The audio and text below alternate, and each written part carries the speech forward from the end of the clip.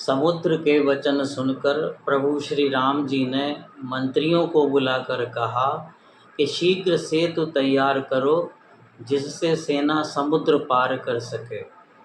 जाम्बवान ने नल और नील दोनों भाइयों को बुलाकर उन्हें सारी बात बताई और कहा कि श्री राम जी के प्रताप को स्मरण करके पुल तैयार करो।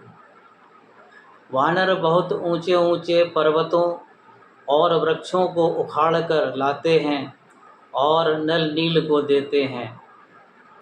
वे अच्छी तरह सुंदर पुल बनाते हैं।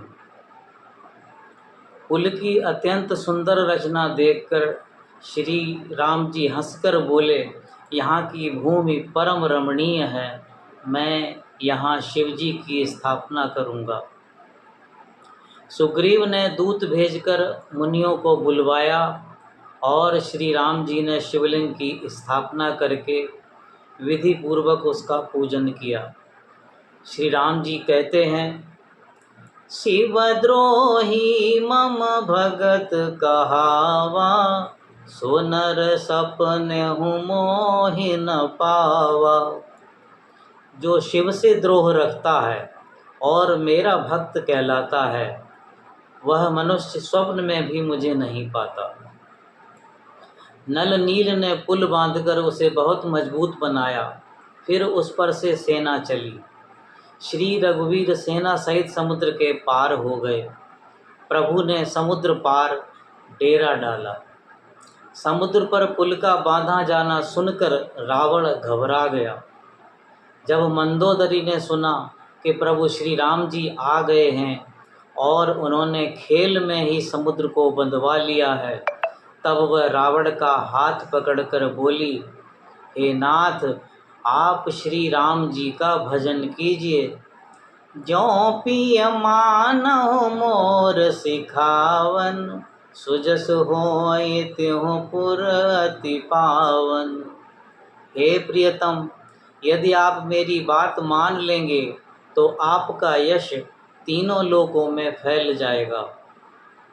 तब रावण ने कहा, सुनते प्रिया वृथा भय माना, जग जोधा को मोहि समाना। हे प्रिय, सुन, तूने व्यर्थ ही भय मान रखा है। बता तो, मेरे समान इस जगत में कौन योद्धा है? सब देवता और दानव मेरे वश में हैं। फिर तुझको यह भय किस कारण से उत्पन्न हो गया? मंदोदरी ने उसको बहुत प्रकार से समझाया, परंतु रावण ने उसकी एक न सुनी। इधर राम जी ने अंगद को समझाया और उनको दूत बनाकर रावण के पास भेजा। लंका में प्रवेश करते ही राक्षस घबराने लगे और आपस में विचार करने लगे कि जिस वानर ने लंका जलाई थी वही फिर से आ गया है। वे सब राक्षस अंगद को बिना पूछे ही रावण के दरबार की राह बता देते हैं। रावण की सभा के द्वार पर पहुंचकर अंगद ने एक राक्षस को रावण को समाचार देने को कहा। सुनते ही रावण ने हंसकर कहा, बुला लाओ, देखें कहाँ का बंदर है। आज्ञा पाकर बहुत से राक्षस दौड़े और अंगद को बुला लाए। अंगद को देखकर रावण के सभासद उठ खड़े हुए। यह देखकर रावण के हृदय में बड़ा क्रोध हुआ। रावण ने कहा, अरे बंदर, तू कौन है? अंगद ने कहा, हे दशग्रीव, मैं श्री रघुवीर का दूत हूँ। मेरे पिता बाली से तुम्हारी मित्रता थी, इसलिए मैं तुम्हारी भलाई के लिए आया हूँ। नृप अभिमान मोह बस किंबा, हरियाण्यु सीता जगदम्बा। अब शुभ कहा सुनहु तुम मोरा, सब अपराध क्षमिह प्रभु तोरा। अभिमान या मोह के वश होकर तुम जगत जननी सीता जी को हर लाए हो। अब तुम मेरी हित भरी सलाह सुनो। प्रभु श्री राम जी तुम्हारे सब अपराध क्षमा कर देंगे।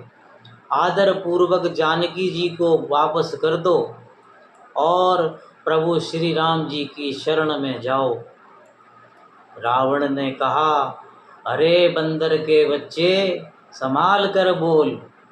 अरे भाई, अपना और अपने बाप का नाम तो बता, किस नाते से मित्रता मानता है। अंगद ने कहा, मेरा नाम अंगद है, मैं बाली का पुत्र हूँ। तब रावण ने कहा, अरे अंगद, तू ही बाली का लड़का है। अरे कुलनाशक, तू व्यर्थ ही पैदा हुआ, जो तपस्वी का दूत बनकर आया। अब बाल की कुशल तो बता, वह आजकल कहाँ है। साथियों, रावण जानता है कि बाली को श्री राम जी मार चुके हैं, लेकिन वह अंगद को चिढ़ाने के लिए बाली की कुशलता पूछ रहा है। अंगद रावण की मंशा समझ गया और उसने सावधानी के साथ उत्तर दिया। 10 दिन बीतने पर स्वयं ही बाली के पास जाकर अपने मित्र को हृदय से लगाना और उसी से कुशल पूछ लेना। श्री राम जी से विरोध करने पर जैसी कुशल होती है, वह सब तुमको सुनावेंगे। सच है, मैं तो कुल का नाश करने वाला हूँ, और हे रावण, तुम अपने कुल के रक्षक हो। अंधे और बहरे भी ऐसी बात नहीं कहते, तुम्हारे तो 20 नेत्र और 20 कान हैं। सुनी कठोर बानी कपि केरी, कहत दसानन नयन तरेरी। खल तब कठिन बचन सब सहऊँ, नीति धर्म मैं जानत आहूँ। दुष्ट वानर, मैं तेरे सब कठोर वचन इसलिए सुन रहा हूँ कि मैं नीति और धर्म को जानता हूँ। अंगद ने कहा, तुम्हारी धर्मशीलता को तो मैं जानता हूँ, तुमने पराई स्त्री की चोरी की है। तब रावण ने कहा, अरे मूढ़ वानर, व्यर्थ बक बक मत कर। तेरी सेना में बता, ऐसा कौन योद्धा है जो मुझसे भिड़ सकेगा। तेरा मालिक तो पत्नी के वियोग में बलहीन हो रहा है, और उसका छोटा भाई उसी के दुख से दुखी और उदास है। विभीषण तो डरपोक है, मंत्री जाम्बवान बहुत बूढ़ा है, वह अब क्या लड़ाई लड़ सकेगा। हाँ, एक वानर जरूर है जो बलवान है, जो पहले आया था और जिसने लंका जलाई थी। तब अंगद ने रावण को सुई चुभोने जैसी बात कही। हे राक्षस राज, सच्ची बात कहो, क्या उस वानर ने सचमुच तुम्हारी लंका में आग लगा दी। जगत पर विजय पाने वाले रावण का नगर एक छोटे वानर ने जला दिया, जिसको तुमने बहुत बड़ा योद्धा कहकर सराहना की है। वह तो सुग्रीव का एक छोटा सा हरकारा है, उसे हमने केवल सीता की खबर लाने के लिए भेजा था। हे रावण, तुम सत्य कहते हो, हमारी सेना में कोई भी ऐसा नहीं है जो तुमसे लड़ने में अपनी शान समझेगा। प्रीति और वैर तो बराबरी वाले से ही करना चाहिए। सिंह अगर मेंढक को मारे तो उसे भला कोई क्या कहेगा। ऐसा कहकर अंगद ने रावण के हृदय को जला दिया। तब रावण ने कहा कि बंदर में एक बड़ा गुण है कि जो उसको पालता है, उसके लिए वह लाज और शर्म को छोड़कर जहाँ तहाँ नाचता फिरता है और इस प्रकार अपने मालिक का हित करता है। मैं गुणों का आदर करने वाला हूँ, इसलिए तेरी जली कटी बकबक पर ध्यान नहीं देता। यदि तेरा मालिक संग्राम में लड़ने वाला योद्धा है तो बार बार संधि के लिए दूत क्यों भेजता है। शत्रु से संधि की बात करते उसे लाज नहीं आती। अंगद ने कहा, हे मंदबुद्धि सुन, सिर काट लेने से क्या कोई शूरवीर हो जाता है। जादूगर को वीर नहीं कहा जाता। श्री राम जी ऐसा कहते हैं कि सियार को मारने से सिंह को यश नहीं मिलता। उनके वचनों को विचार कर ही मैंने तेरे कठोर वचन सुने हैं, नहीं तो तेरा मुंह तोड़कर मैं सीता जी को जबरदस्ती ले जाता। तेरा बल तो मैंने तभी जान लिया जब तू सूने में पराई स्त्री को चुरा लाया। रावण क्रोधपूर्वक बोला कि तेरे मालिक को गुणहीन समझकर उसके पिता ने वनवास दे दिया। उस पर स्त्री का विरह और फिर दिन रात उसे मेरा डर बना रहता है। जिनके बल का तुझे गर्व है, ऐसे अनेक मनुष्यों को तो राक्षस दिन रात खाया करते हैं। अंगद प्रभु श्री राम जी की निंदा सुनकर अत्यंत क्रोधित हुए और उन्होंने अपनी दोनों भुजाओं को पृथ्वी पर दे मारा। पृथ्वी हिलने लगी, जिससे रावण के सभासद गिर पड़े। गिरत संभारी उठा 10 कंधर, भूतल परे मुकुट अति सुंदर। कछुते ही ले निज सिरनि संवारे, कछु अंगद प्रभु पास पवारे। रावण गिरते गिरते संभल कर उठा। उसके अत्यंत सुंदर मुकुट पृथ्वी पर गिर पड़े। उनमें से कुछ मुकुट तो रावण ने उठाकर फिर से अपने सिरों पर रख लिए और कुछ को अंगद ने उठाकर प्रभु श्री राम जी के पास फेंक दिया। वहाँ सभा में रावण क्रोधित होकर सबसे कहने लगा कि बंदर को पकड़ लो और मार डालो। रेत्रिय चोर कुमार गामी, खलमल राशि मंद गति कामी। सैन्य पात जल पसि दुर्बाधा, भय से काल बस खल मनु जादा। अंगद बोले, अरे स्त्री के चोर, अरे कुमार्ग पर चलने वाले दुष्ट, पापी और मंद बुद्धि कामी, तू सन्निपात में क्या दुर्वचन बक रहा है। अरे दुष्ट राक्षस, तू काल के बस हो गया है। जो मम चरण सकस 60 टारी, फिरहि राम सीता मैं हारी। सुनहु सुभट सब कह 10 सीसा, पद गहि धरनि पछारहु कीसा। अंगद ने कहा, अरे मूर्ख, यदि तू मेरा पैर हिला सके तो श्री राम जी लौट जाएंगे और मैं सीता को हार जाऊंगा। तब रावण बोला, हे सब वीरों सुनो, पैर पकड़कर बंदर को पृथ्वी पर पछाड़ दो।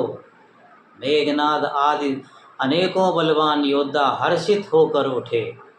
वे पूरे बल के साथ बहुत से उपाय करके झपटते हैं, पर अंगद का पैर हिलता नहीं। तब सिर नीचा करके फिर अपने अपने स्थान पर बैठ जाते हैं।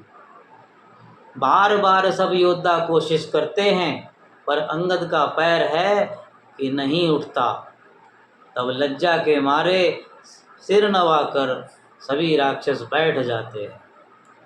कपि बल देखि सकल ही हारे, उठा आप कपि के परचारे।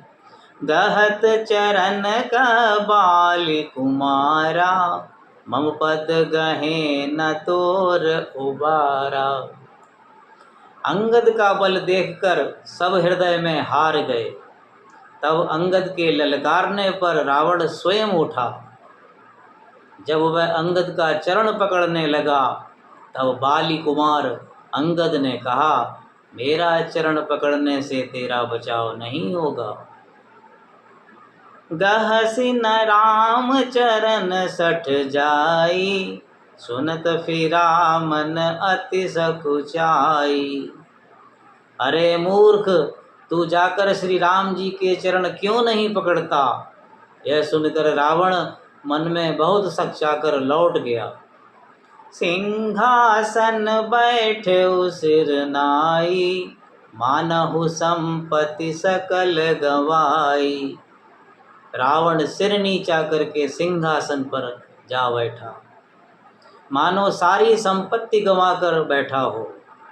फिर अंगद ने अनेकों प्रकार से रावण को समझाया, पर रावण नहीं माना।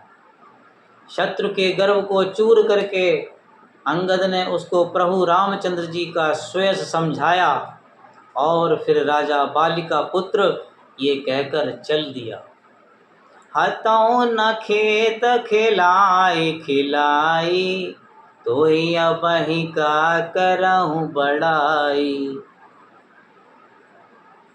अंगद जी बोलते हैं, रणभूमि में तुझे खेल खिलाकर न मारूं, तब तक पहले से क्या बड़ाई करूं। अंगद का प्रण देखकर सब राक्षस भय से अत्यंत व्याकुल हो गए। अंगद ने हर्षित होकर श्री रामचंद्र जी के पास आकर उनके चरण पकड़ लिए। आज की कथा को यहीं विराम देते हैं।